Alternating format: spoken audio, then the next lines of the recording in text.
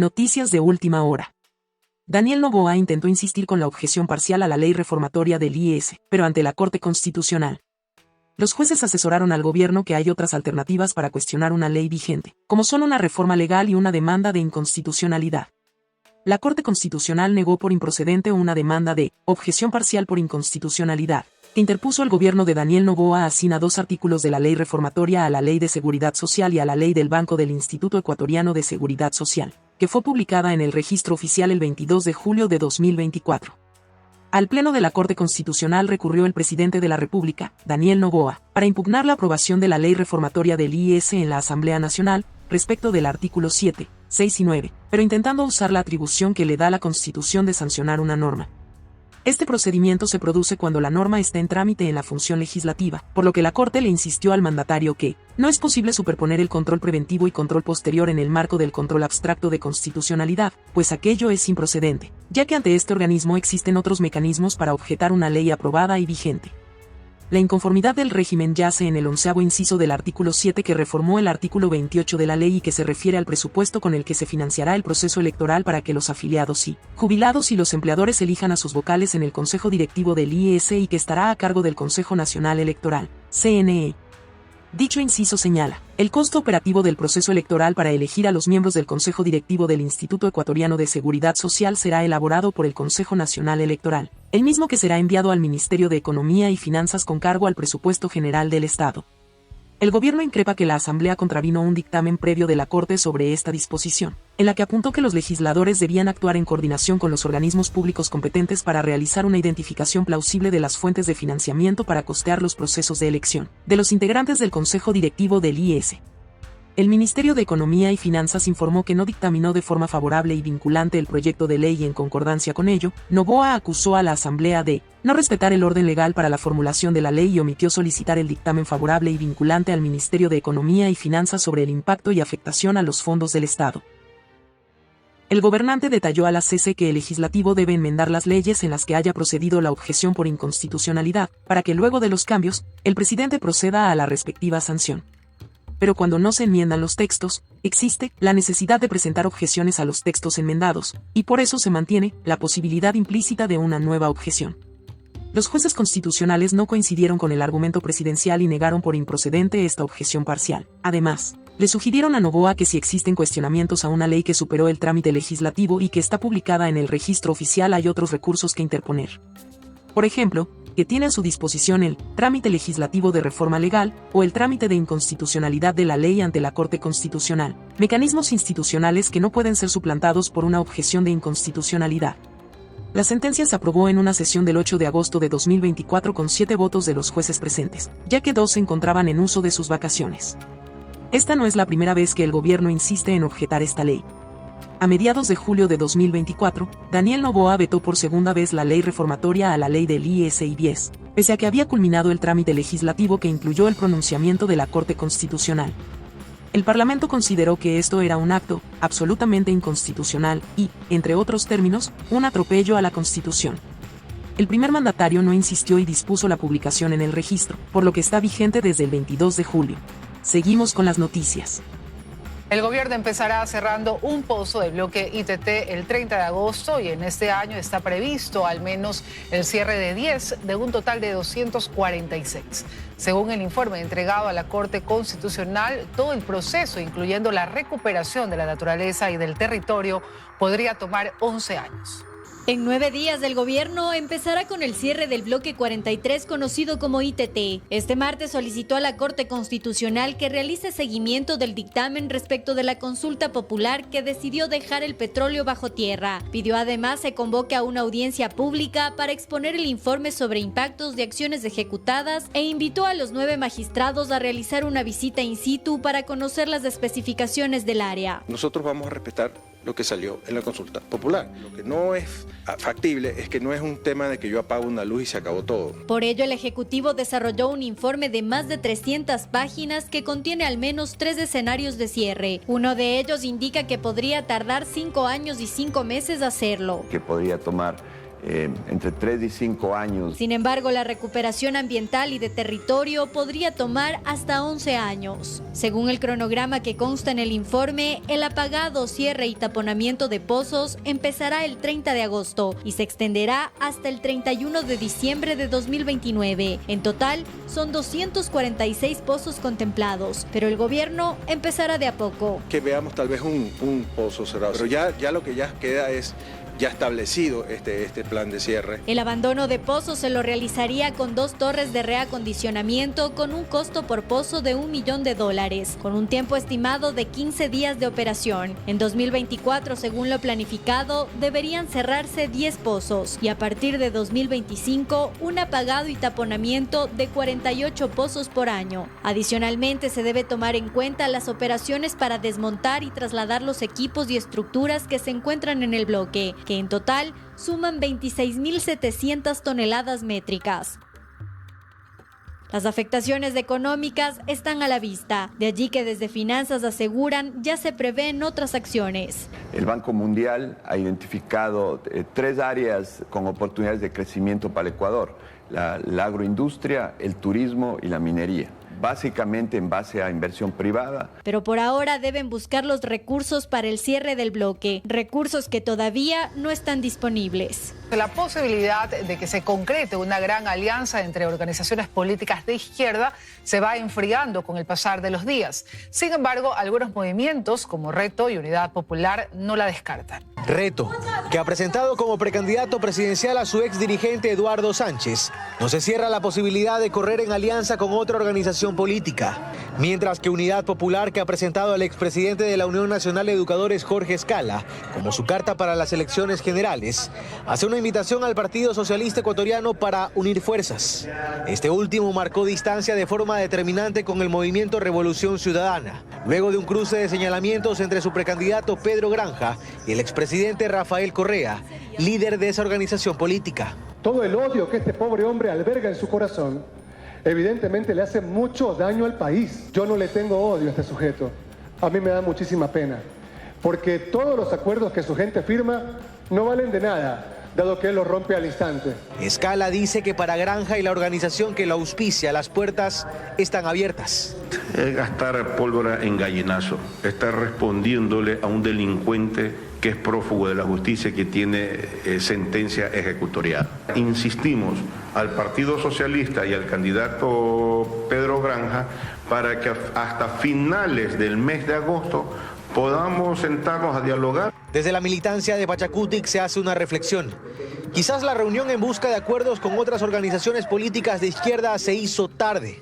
Cecilia Velázquez, ex subcoordinadora del movimiento, dice que al ir ya con precandidatos definidos y agendas propias, la posibilidad de encontrar coincidencias era mínima. Una vez que sacaron las representaciones presidenciales, es muy complejo para que puedan ceder la una o la otra parte, y esto les dificulta realmente llevar adelante un proyecto de Ecuador.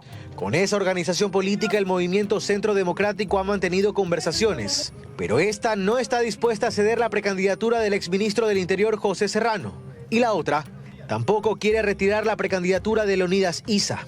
Y entonces, la intención de correr con un binomio único, en representación de lo que denominaron como la unidad de izquierdas y el progresismo el pasado 31 de julio, se va enfriando con el pasar de los días. Por cuarta ocasión, Wilman Terán presenta un habeas corpus. Ahora busca salir de la cárcel y a toda costa separar a la fiscal general, Diana Salazar, de sus casos. Wilman Terán, conocido con el alias de Diablo, en el caso Metástasis, es procesado por actos de corrupción que relacionan al sistema de justicia. En su cuarto habeas corpus presentado ante la Corte Nacional de Justicia por Wilman Terán, expresidente del Consejo de la Judicatura y exjuez de la Corte Nacional procesado en los casos Metástasis e Independencia Judicial, él ahora no solo busca su libertad, mediante medidas cautelares distintas a la prisión preventiva, sino también pide que se suspenda en sus funciones a la fiscal general, Diana Salazar, y al fiscal general subrogante, Wilson Toainga.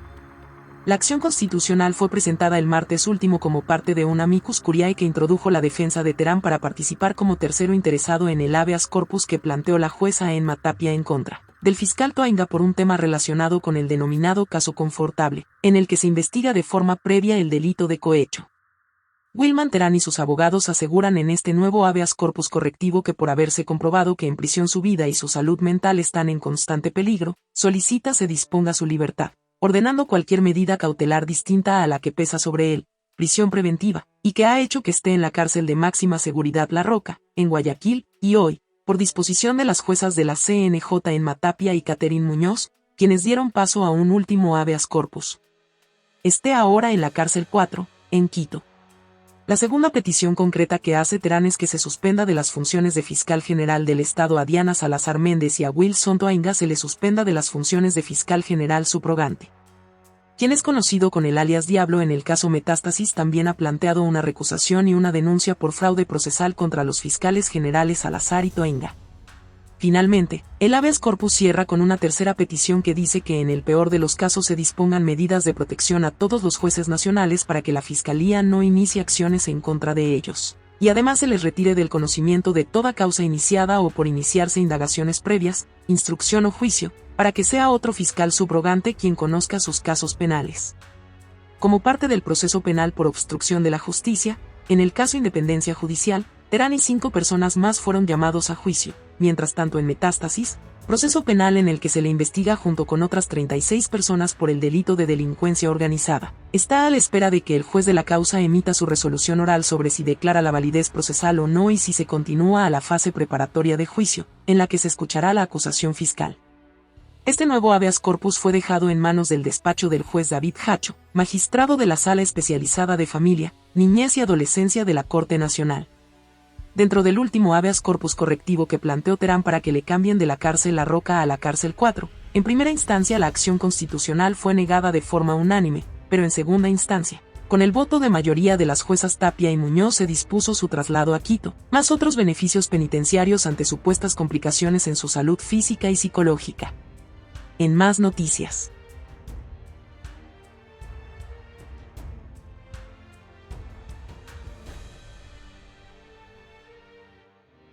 El Consejo Nacional Electoral deberá controlar lo que las organizaciones políticas inviertan para la campaña en redes sociales en este 2025 por sentencia del Tribunal Contencioso Electoral, según expertos en la materia. En el caso de los binomios, el gasto electoral no deberá pasar de los 5 millones. La campaña para las elecciones de 2025 está prevista entre el 5 de enero y el 6 de febrero, pero desde ya expertos advierten sobre el control que el Consejo Nacional Electoral deberá hacer al dinero que las financian, especialmente en redes sociales. Carlos Aguinaga, ex vocal del CNE, explica que para estos comicios el Tribunal Contencioso Electoral ya sentó un precedente que deberá acatarse. A propósito de uno de los casos de Allen Berbera, determinó de cumplimiento obligatorio que deben controlarse y regularse las redes. Para esta elección, ¿en qué gastan? ¿Cómo contratan? ¿Cuánto cuesta? El límite del gasto electoral fue aprobado por el CNE en $5,4 millones para el caso de los binomios presidenciales, mientras que el de asambleístas nacionales es de 4,1 millones. ¿Esto cómo se calcula? En el caso de parlamentarios andinos es 1 centavo por el número de electores, para lo que es asambleístas 30 centavos por el número de electores, de acuerdo a la circunscripción. Por ello, Aguinaga recomienda al organismo electoral conformar de manera urgente una mesa con las entidades financieras para controlar cada centavo y garantizar una competencia justa, pero sobre todo transparente. Debo convocar al SRI, debo convocar a la Fiscalía, le debo convocar a la UAPE, le debo convocar a la Superintendencia de Bancos para controlar las inversiones, para controlar el uso del dinero. Pero ¿quién debe dirigir eso? El Consejo Nacional Electoral, para conjuntamente hacer controles cruzados. Si los candidatos exceden el monto aprobado, recibirán sanciones que podrían incluso llegar a la suspensión de la organización política. Mientras tanto, aún se desconoce con exactitud los recursos que recibirán del Estado para su promoción. Hasta ahora, el CNE proyecta unos 13,76 millones que serán divididos entre todas las dignidades. Los precandidatos a la Asamblea Nacional en Guayas por la Acción Democrática Nacional, ADN, lista 7, aceptaron sus postulaciones alegaciones ante el Consejo Nacional Electoral. El actual ministro del Deporte, Andrés Guzmán, el asambleísta independiente Ferdinand Álvarez, las hermanas Lucía y Paula Jaramillo, Francisco Ceballos Macías, entre otros aspirantes, acudieron a la delegación electoral de esa provincia y firmaron las actas de proclamación y aceptación de sus precandidaturas.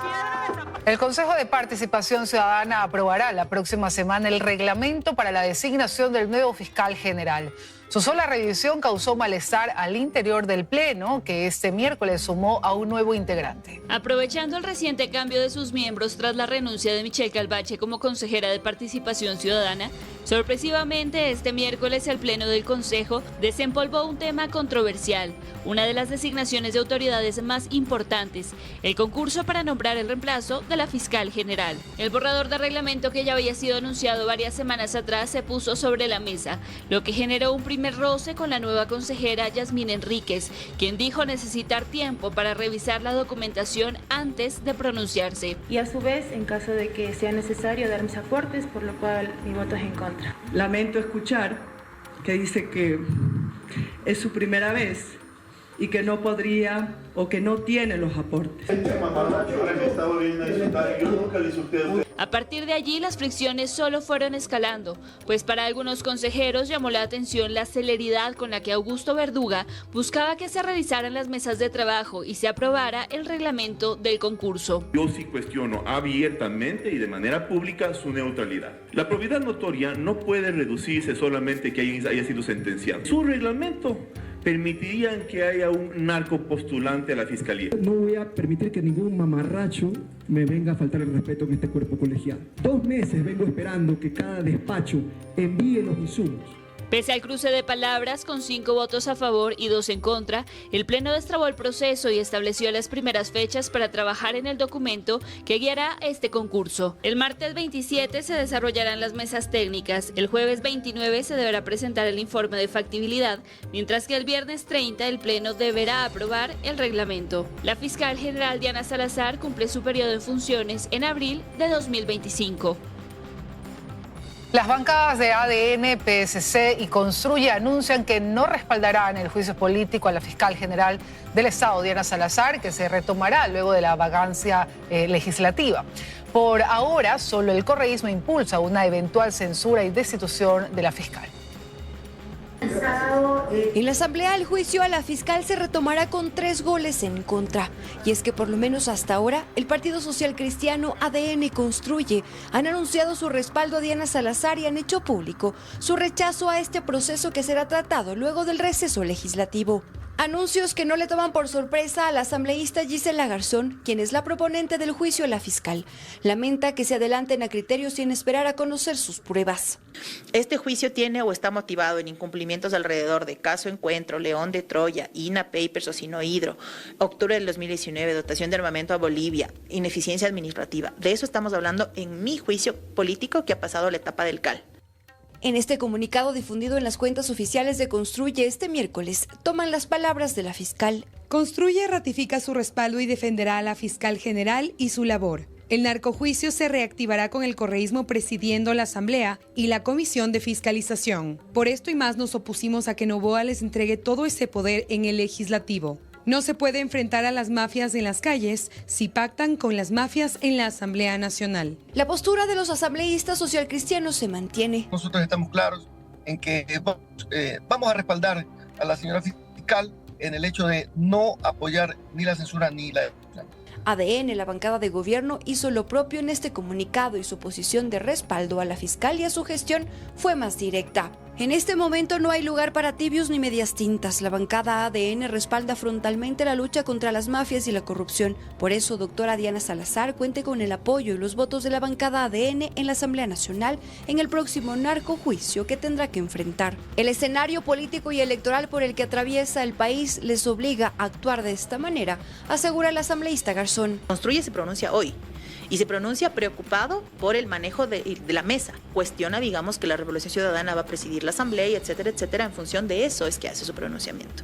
ADN no, ADN se va de frente. El juicio político a la fiscal Diana Salazar se podría retomar en medio de un escenario incierto en la Asamblea.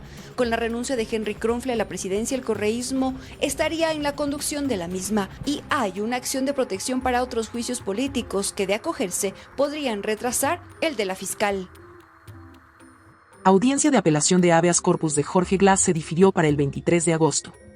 La abogada Karen Gómez, accionante del recurso, y la defensa del exvicepresidente alegaron presentar problemas de salud y no participaron en la diligencia. Alegando presentar problemas de salud, la abogada Karen Gómez, accionante del habeas corpus, y la defensa técnica del exvicepresidente Jorge Glass solicitaron que se difiera la audiencia en la que se iba a conocer la apelación a este recurso presentado en favor del vicepresidente para solicitar que se le disponga al arresto domiciliario que fue negado hace casi un mes y medio. La diligencia estaba convocada para este martes, 20 de agosto, a las 15:30 en el primer piso de la Corte del Guayas.